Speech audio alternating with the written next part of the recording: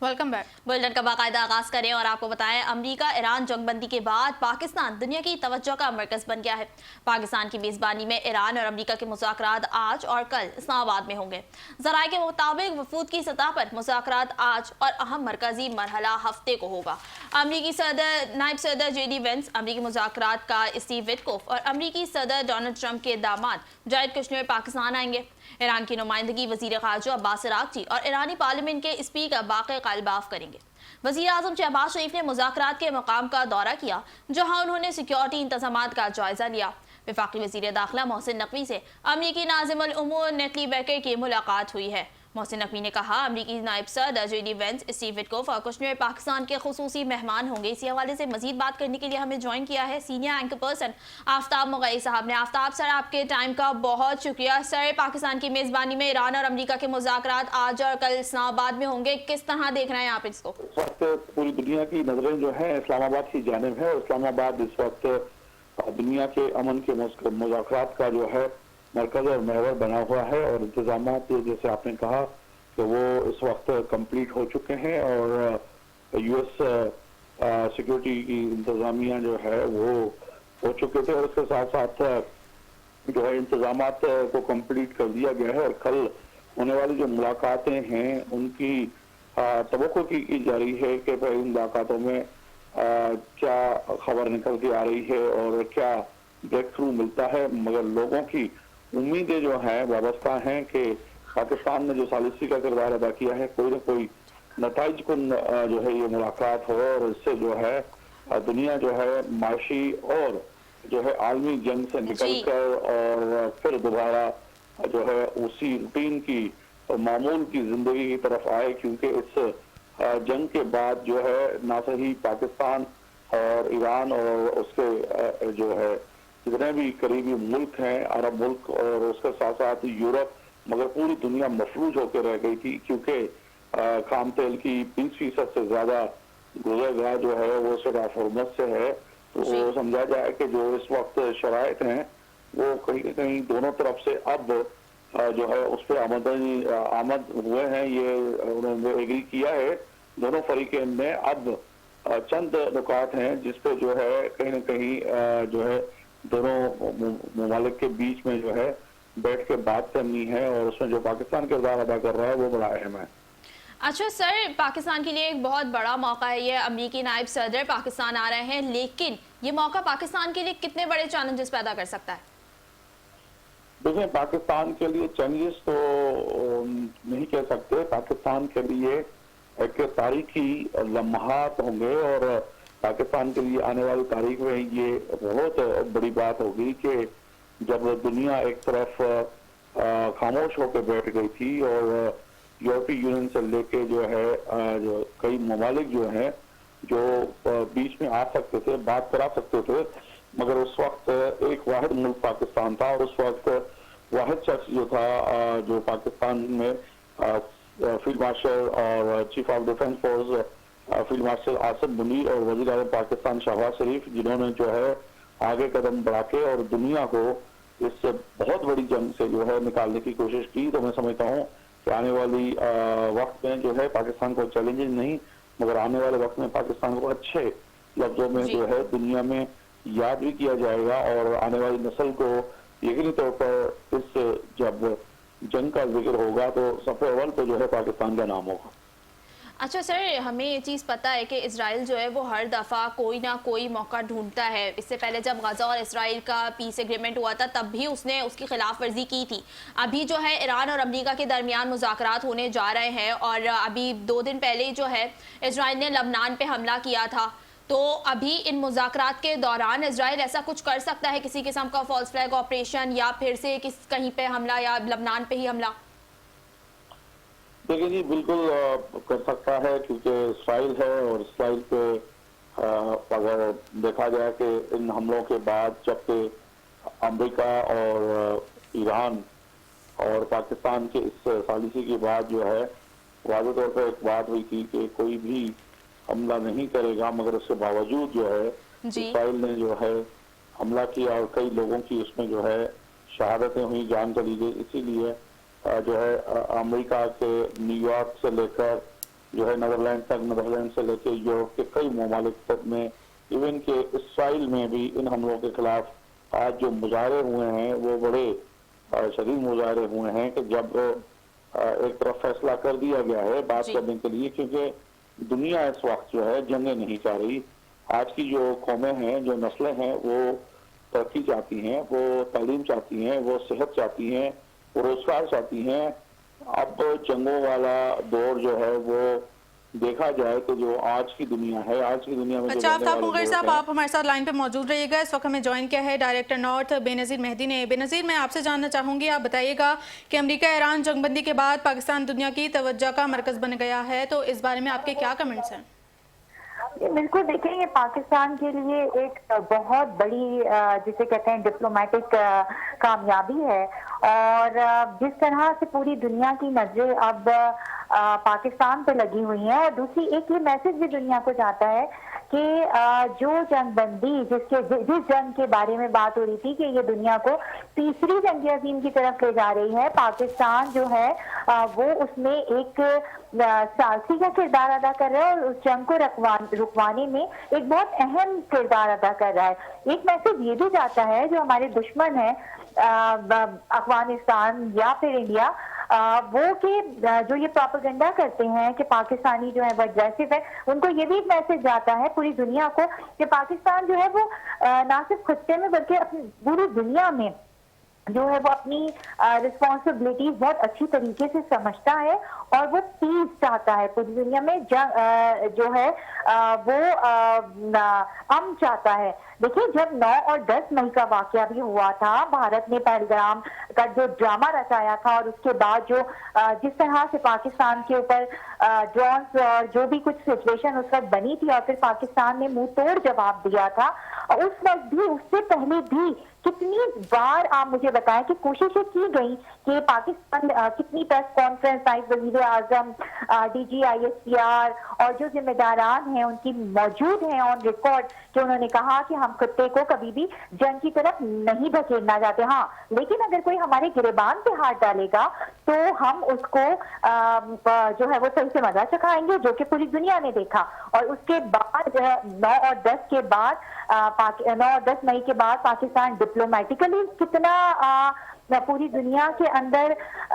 उसका great up हुआ, ये भी पूरी दुनिया ने देखा। फिर इसके बाद जब अफगानिस्तान का मामला आया, अफगानिस्तान ने के बॉर्डर पर आप देखें कि अभी भी टेंशन है, और वहां पर भी हम बार बार ये बात करते रहे कि बात करनी चाहिए, बहुत सारे लोग ये कहते रहे कि बात करनी चाहिए, और फिर पाकिस्तान ने एक रोल प्ले किया। लेकिन जब एक सीधा सा मौका होता है कि जो हमारे बच्चों को मारेगा या जो हमें मारेगा, हम रियासत उसको नहीं रियासत उसको जो है वो जाहिर के खिलाफ एक्शन लेगी। खैर, नेक्स्ट चलें, कम टू पॉइंट, अब ये जो तमाम तर मामलात हैं, और अगर ये उम्मीद तो ये कि कामयाबी की तरफ चले गए तो ये पाकिस्तान एक पूरी दुनिया में अमन का सफीर बन के उभरेगा और उभर रहा है। जो कोशिशें हैं, दिन रात अपनी तमाम एक्टिविटीज जो हैं वो एक तरफ रखी हुई हैं, क्योंकि देखिए ये बात पाकिस्तान पूरी दुनिया को मैसेज गया है पाकिस्तान की जानिब से और हमारी गवर्नमेंट, हमारी सिक्योरिटी फोर्सेस की जानिब से कि जंग जो है वो ना सिर्फ इस खत्ते के लिए बल्कि पूरी दुनिया के लिए, किसी के लिए भी जो है वो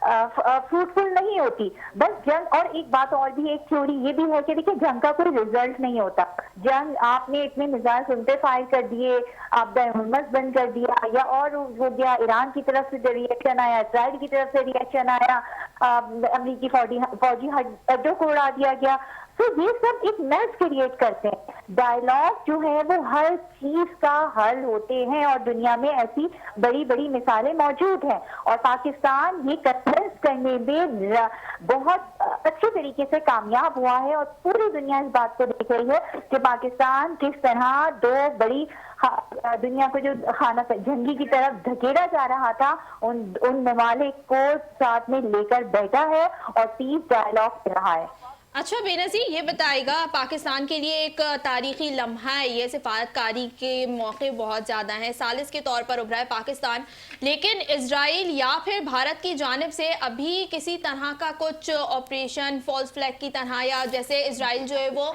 हमले करता आया है मुआहदे होने के बावजूद भी, तो आपको लगता है कि दोनों साइड से कुछ हो सकता है ऐसा?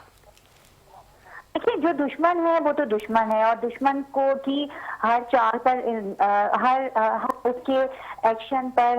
वो क्या प्लान कर रहा है, वो क्या जी। सोच रहा है, क्या उसकी स्ट्रेटजीज हैं, इस पर नजर रखना भी जाहिर है एक जो है वो जिम्मेदारी होती है। और जो पॉलिसी बनाते हैं, जो स्ट्रेटजी बनाते हैं, जो प्लान करते हैं, चाहे वो हुकूमत हो, चाहे वो सिक्योरिटी फोर्सेज हो, वो उस पर कड़ी नजर रखती हैं। अब जहां तक बात है इसराइल की, अफगानिस्तान की या भारत की, आप इनको ले लीजिए, और इनका ये गठजोड़ भी हुआ, और हमने देखा कि जब नरेंद्र मोदी से मुलाकात हुई नेतन्याहू की, तो उसके बाद ही ये सारा जो है वो सिलसिला शुरू हुआ, और फिर पूरी दुनिया जो है वो डिस्टर्ब होके रह गई। सो अब वो क्या सोच रहा है, वो क्या करने जा रहा है, और वो क्या कर सकता है, इस चीज की तो प्रेडिक्शन हम नहीं कर सकते। बहरहाल देखें, जो हम अगर ये कहें कि वो क्या करने जा रहा है, तो इसके लिए हमें थोड़ी सी हिस्ट्री पे नजर डालनी पड़ेगी। और ये दोनों ही ममालिक, बल्कि तीनों ममालिक जो इनका गठजोड़ हुआ हुआ, ये बड़े प्यारे भाई बने हुए हैं, और अफगानिस्तान ने भी अक्रॉस भी अपनी बॉर्डर, जो 6 मुल्कों के उनके साथ बॉर्डर लगते हैं, उनसे हट के जाके इंडिया से हाथ मिला लिया, और फिर नरेंद्र मोदी साहब जाके गले लग गए नेतन्याहू के।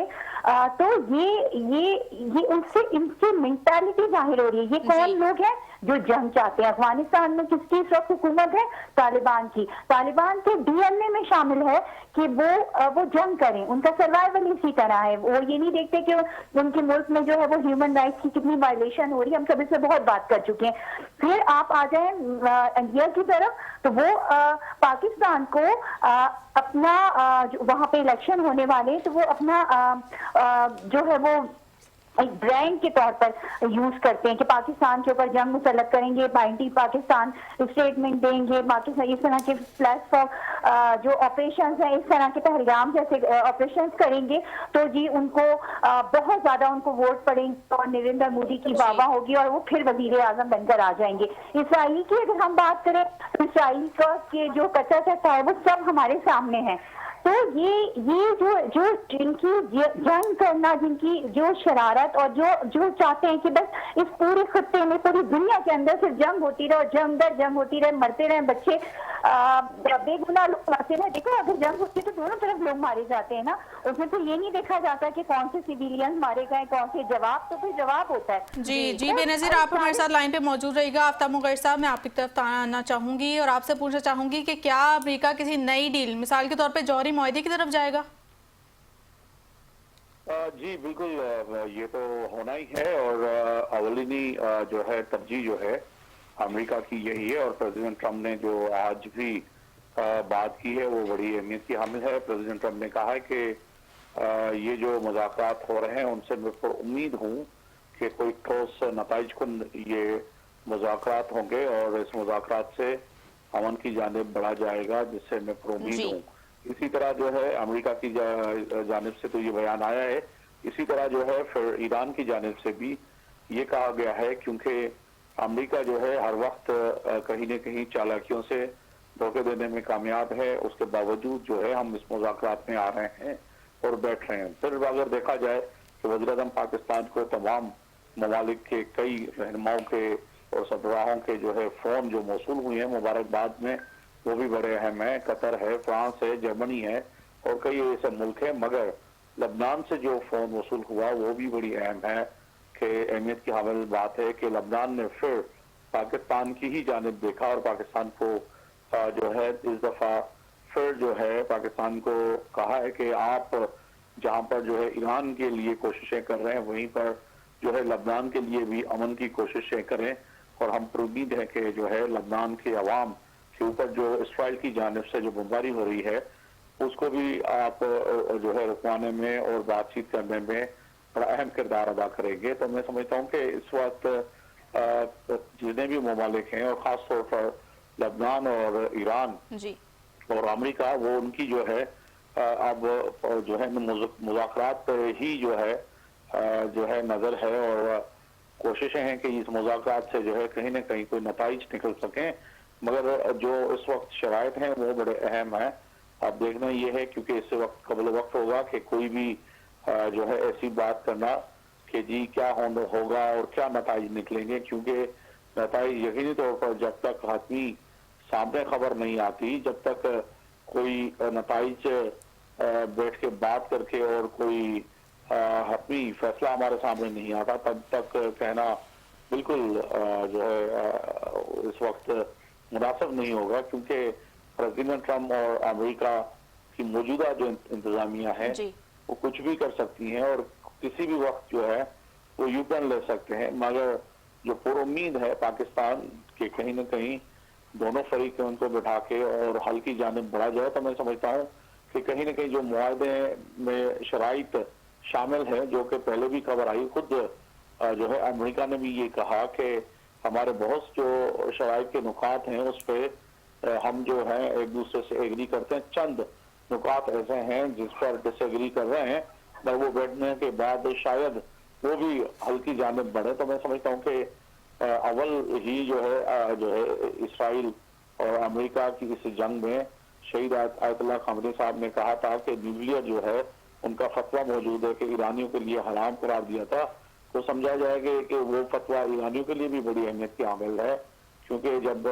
शहीद आयतुल्लाह खमेनी साहब का फतवा मौजूद है और जबकि पहले भी ईरान कह चुका है कि जी आप जोरी जो हमारे तमाम वो जगहें थी उन पर बमबारी करके उनको तबाह कर दिया, और वो के खुद प्रेसिडेंट ट्रम्प कहते रहे हैं कि हमने वादा हासिल कर लिए। तो अब जो है मैं समझता हूँ कि ईरान को भी कहीं ना कहीं इस बात पर जो है जो कोई ना कोई अभाव नहीं होना चाहिए और अमेरिका को भी नहीं होना चाहिए। तो मैं समझता हूँ कि हल की जानिब उम्मीद रखनी चाहिए और पाकिस्तान की कोशिशें हैं कि किसी भी तरह जो है किसी भी नुक्ते की वजह से ये मुज़ाकरात जो है ये जो है नताइज की तरफ जाएं और उसके कुछ ना कुछ ठोस नताइज निकल सकें कि जैसे दुनिया जो है अमन की तरफ जाए। जी, पाकिस्तान की पूरी कोशिश है कि मुज़ाकरात नताइज की जानिब बढ़े। Senior anchor person Aftab Mungeri और डायरेक्टर नॉर्थ बेनज़ीर मेहदी हमारे साथ मौजूद थी। आप दोनों के वक्त का बहुत शुक्रिया।